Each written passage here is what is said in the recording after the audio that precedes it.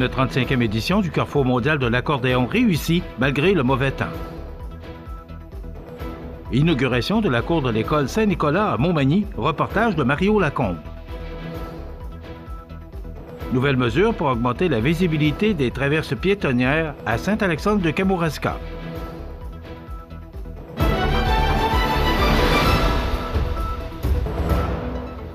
Jeudi 12 septembre 2024. Bonjour mesdames et messieurs et bienvenue à votre bulletin d'information sur le réseau de télévision CMA TV.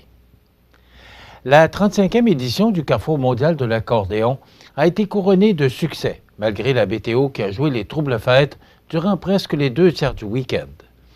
Les nombreux festivaliers ont répondu présents à toutes les activités. Cette 35e édition était composée d'une programmation digne de l'événement. Plus de 20 concerts intérieurs et extérieurs, 11 animations jeunesse et 10 animations dans les restaurants ont fait le plaisir des mélomanes venus de partout apprécier ces musiciens qui font la renommée du Carrefour. Entre autres, les Steve Normandin, Timmy Turmel, Marie-Jeanne Brousseau, Patrick Nollet, Carl Mayotte, Fred Le Brasseur et Christian Nollet ont su en mettre plein la vue et les oreilles, malgré le temps maussade. La soirée du Trad des Grands Soirs a été marquée par un hommage vibrant à Francine Desjardins, véritable reine de l'accordéon. Dans une salle comble, le public a eu droit à une prestation de cette légende qui a prouvé qu'elle n'a rien perdu de son jeu exceptionnel. Plus d'une dizaine d'invités venus d'un peu partout dans la province ont également partagé la scène de cette soirée riche en émotions. Notons que durant ce long week-end de 3 jours de festivités, plusieurs artistes internationaux et canadiens ont brillé par leur talent et leur générosité, dont les arrivants Anne Nippold et Andy Cutting, Salvatore Pace et Alessandro Gaudio, Tipsy 3, Costa Bozinov, ainsi que le trio Marcel Dreux, qui ont su émerveiller le public. Cette année encore, et grâce aux efforts des îlots de tri et de la Brigade verte, une nette réduction des déchets envoyés à l'enfouissement a été observée. En parallèle, plus de 50 livres d'aliments excédentaires provenant des bars, des brunchs, des loges, ainsi que des repas des artistes et des équipes ont été récupérés et revalorisés par l'organisme Maison La Frontière. Cette initiative, soutenue par la Caisse Desjardins de la MRC de Montmagny, témoigne de l'engagement du Carrefour à rendre l'événement toujours plus respectueux de l'environnement. Les bénévoles, le personnel technique, l'équipe d'aménagement et les organismes locaux qui ont prêté main forte pour cette édition, tous ces gens font que cet événement dure depuis plus de 35 ans. Que ce soit Magny-Danse, Allez-Loup, le Havre des Femmes, Week-end festif, les Arts de la Seine et le Festival de Loi-Blanche, tous accompagnés de partenaires financiers généreux, de par leur implication essentielle, ont contribué au bon déroulement et au succès de l'événement. Le Carrefour mondial de l'accordéon continue d'honorer la tradition et l'héritage musical tout en se renouvelant constamment. La 35e célébration en étant la preuve éclatante. Cependant, d'année en année, la marche est toujours de plus en plus haute à monter quant à la qualité du spectacle offert et les attentes de plus en plus élevées des amateurs de grands événements. Mais rassurons-nous, car le conseil d'administration et la direction planchent déjà sur la 36e édition qui se tiendra du 29 au 31 août 2025. C'est mercredi, en fin d'après-midi, que les membres du comité de la cour de l'école primaire Saint-Nicolas conviennent les invités à l'inauguration officielle de la nouvelle cour d'école afin de souligner la fin des travaux et l'apport essentiel des partenaires financiers dans ce beau projet. Mario Lacombe de CMA TV était sur place. Voici le reportage qu'il nous a préparé. C'est mercredi que les responsables du comité de la cour de l'école primaire Saint-Nicolas inauguraient la toute nouvelle cour d'école et ainsi souligner la fin des travaux. Nancy Wallet, une des responsables du projet, nous explique les facteurs qui ont retardé l'aboutissement de ce projet. On a eu plusieurs facteurs. Il y a la COVID qui est arrivée. On a eu l'agrandissement de l'école qui a retardé un petit peu l'avancement du projet. On a une petite école aussi Fait qu'il fallait... puis il y a eu l'inflation aussi, fait qu'il a fallu retrousser un petit peu les manches là, pour aller ramasser un petit peu plus de sous. Là. C'est ça qui a été plus long, là, vraiment consolider les finances. Là. José Bouchard, une autre responsable du projet, nous brosse le portrait des différentes étapes de réalisation du projet. On est allé avec les besoins de notre école. On avait une grande cour d'école, mais avec très peu de choses à l'intérieur de notre cour. On avait des canards, par contre. On avait un terrain assez humide. Fait qu'on a dû remédier à ce problème-là. Il y a eu des travaux de fait au niveau du sol pour commencer. Ça a été vraiment notre point de départ. Ensuite, c'est ça. On a eu des parents très motivés qui sont embarqués avec nous. Qui ont fait preuve d'une belle motivation. Ils voulaient avoir une belle cour pour leur enfant. On n'avait pas de glissoire dans notre cour, on n'avait pas de parcours en tant que tel. On avait quelques balançoires puis des bascules. Fait que c'est ça, de fil en aiguille, avec le comité, on s'est mis d'accord sur les valeurs qu'on voulait partager à nos enfants. On était tous d'accord qu'on voulait avoir une cour nature, une cour où ce que les enfants voulaient, où ce que les enfants pourraient être dans la nature, pas seulement, pas des jeux traditionnels comme qu'on retrouve normalement dans les parcs, là, dans les écoles autour, puis dans les parcs qui peuvent aller jouer. La réalisation de ce projet a coûté près de 280 000 $ et a été rendue possible grâce à la collaboration de différents alliés et commanditaires. Écoutons Sylvain Lheureux, directeur de l'école Saint-Nicolas. Le projet est réalisé. Le projet a débuté il y a 6 ans par un groupe de parents. Plusieurs sont ici. Il y en a qui sont là depuis le début. Et aussi, il y a eu un directeur qui a dit oui pour ce projet-là, qui est un projet quand même d'envergure de plusieurs dizaines de milliers de dollars, donc tout près de 280 000 $. Donc c'est un gros projet. Il faut se mobiliser. Le milieu s'est mobilisé. Les parents se sont mobilisés. Mario Lacombe à l'école Saint-Nicolas de Montmagny pour CMA TV Information. Nouvelle mesure pour augmenter la visibilité des traverses piétonnières à Saint-Alexandre de Kamouraska. On vous revient dans 60 secondes. C'est à travers le respect et le besoin de faire plus pour les familles en deuil et l'expérience qui s'est transmise de père en fils que la Maison funéraire Laurent Normand a su au fil du temps se bâtir une réputation de confiance. La Maison funéraire Laurent Normand à Montmagny. Laissez-nous vous accompagner.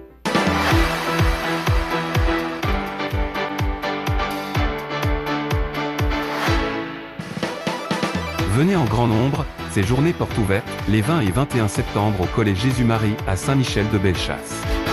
En 1833, un jeune de 20 ans eut une idée. Une petite idée qui allait devenir un grand projet. Aujourd'hui, le rêve d'Ozanam est devenu réalité. Au Québec, depuis 1848, la Société de Saint-Vincent-de-Paul est là pour aider lors des pires catastrophes. Et c'est au quotidien qu'elle fait toute la différence, en donnant nourriture, meubles et vêtements à ceux qui en ont vraiment besoin. Depuis 165 ans.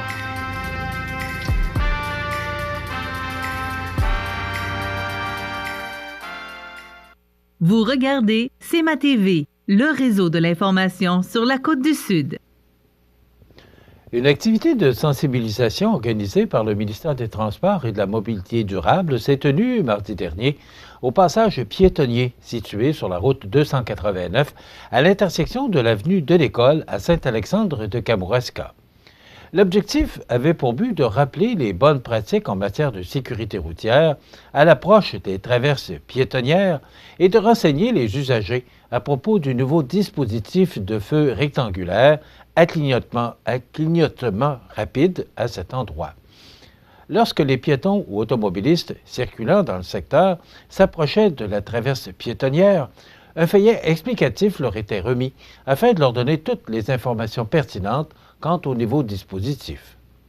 Cette initiative a permis au ministère d'expliquer aux citoyens du secteur les règles à adopter à proximité des passages pour piétons, ainsi que le fonctionnement des feux rectangulaires à clignotement rapide en raison d'un grand nombre d'usagers et d'écoliers qui fréquentent cet endroit. Rappelons que les feux rectangulaires à clignotement rapide, on va y arriver, sont des dispositifs de signalisation servant à renforcer visuellement le message de priorité au passage pour piétons. Cet ajout sur les traverses piétonnières est utile pour capter l'attention des automobilistes et leur rappeler de s'immobiliser complètement à l'approche de celle-ci. La participation de la Sûreté du Québec, de la municipalité de Saint-Alexandre de Kamouraska et du Centre de services scolaires Kamouraska à Rivière-du-Loup ont rendu cette activité de sensibilisation possible pour assurer la sécurité de tous les usagers. Au cours des dernières années, le ministère a procédé à l'amélioration de diverses traverses piétonnières en installant ce nouvel outil de signalisation, dont celle située à Saint-Alexandre de Kamouraska, et prévoit en installer d'autres au cours de la prochaine année. Le président de l'Union des municipalités du Québec, l'UMQ, et le maire de Varennes, Martin Danfous, a présenté les recommandations de l'Union sur la nécessité d'agir rapidement pour permettre le développement du transport collectif dans toutes les régions du Québec. Actuellement, la loi sur les transports limite la capacité des municipalités de moins de 100 000 habitants de posséder et d'exploiter leur propre flotte de véhicules. En levant ces obstacles, il serait possible de favoriser une expansion plus efficace du transport collectif. Les projets de transport collectif sont essentiels pour le développement économique local et les municipalités sont les mieux placées pour les orienter en fonction de leurs besoins locaux et dynamiques régionales. D'où l'importance de préserver l'autonomie des municipalités en matière d'aménagement du territoire et de contribution financière au projet. Le transport collectif est un levier stratégique pour la transformation positive de nos régions. C'est une occasion unique pour le Québec de se tourner vers une mobilité plus durable, accessible et prometteuse. Il est crucial que les municipalités soient pleinement impliquées dans les décisions concernant les projets de transport, car ces derniers ont des répercussions majeures sur l'aménagement du territoire et le développement économique régional, a mentionné Martin Danfous, président de l'Union des municipalités du Québec et maire de Varennes. Le transport collectif, en plus de simplifier l'accès aux services essentiels, est crucial pour le succès des projets de développement économique, la réduction des émissions de gaz à effet de serre et l'aménagement durable du territoire et, à cet effet, le milieu municipal est déterminé à jouer un rôle actif dans la réalisation de ces objectifs.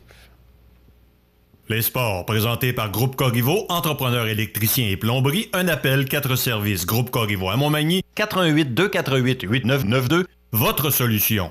Vous avez des projets de construction ou de rénovation? Pensez Groupe Corriveau, entrepreneurs électriciens et plomberie. Un appel, 4 services, 88 248 8992, Groupe Corriveau à Montmagny ou groupecorriveau.com. La solution pour du travail bien fait.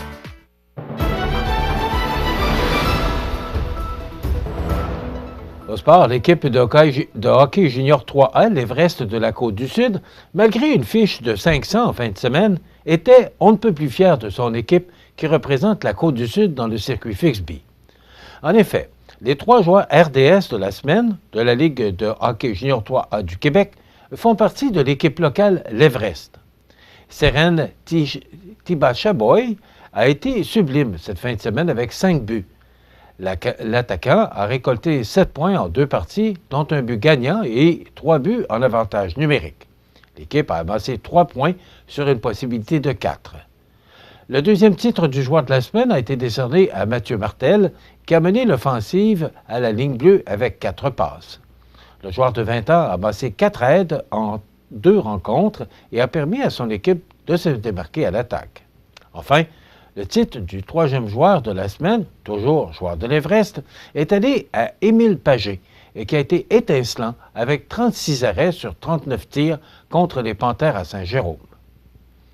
Aussi, le club nous annonce que l'Académie Everest est de retour pour une autre saison.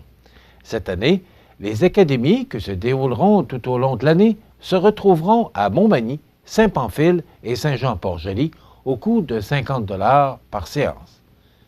Enfin, le prochain match et le premier match de l'Everest local sera présenté le vendredi 13 septembre à 19h45 contre les Braves de Valleyfield à l'Aréna de Montmagny. Voilà ce qui complète votre bulletin de nouvelles de ce jeudi, le 12 septembre. Dans quelques instants, les prévisions de la météo. Pour rejoindre la salle de nouvelles de CMA TV, nouvelles au pluriel @cmatv.ca. ou encore 88 241 13 13 poste 226. Les prévisions de la météo. Une présentation de Promutuelle Assurance Montmagny-Lillet. Toujours à l'écoute de vos besoins.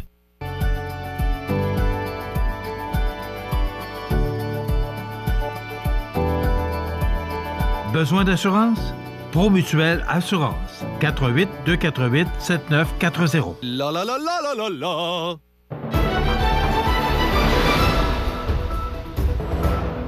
Alors qu'on s'en va vers l'automne, on pourrait penser qu'on s'en va vers l'été. Une semaine vraiment extraordinaire, et ça va être comme ça là, jusqu'à du moins mardi. Alors, c'est du beau temps, mur à mur, du soleil, il y a des nuages, et on le voit d'ailleurs sur l'image satellite, là, mais rien de bien important, c'est que de petits nuages qui passent comme ça sous le ciel, dans le ciel de la côte du Sud, mais on n'attache pas d'importance. Cependant, peut-être que les petits nuages faudrait peut-être être plus menaçants, mais au cours de la nuit, donc on le voit là, sur cette image ici, qu'on pourrait avoir quelques averses au cours de la nuit, et au cours de la nuit. Donc, ça nous donne, en résumé pour aujourd'hui, jeudi, du temps généralement ensoleillé, devenant alternance de soleil et de nuages en avant-midi, vent du sud-ouest à 20 km/h, maximum de 23, avec le facteur humidex, ça pourrait ressembler à 28 degrés quand même. Ce soir et la nuit prochaine, partiellement nuageux, 30 de probabilité d'averse au cours de la nuit, des vents du sud-ouest à 20 km/h qui deviendront légers au cours de la nuit, minimum de 16.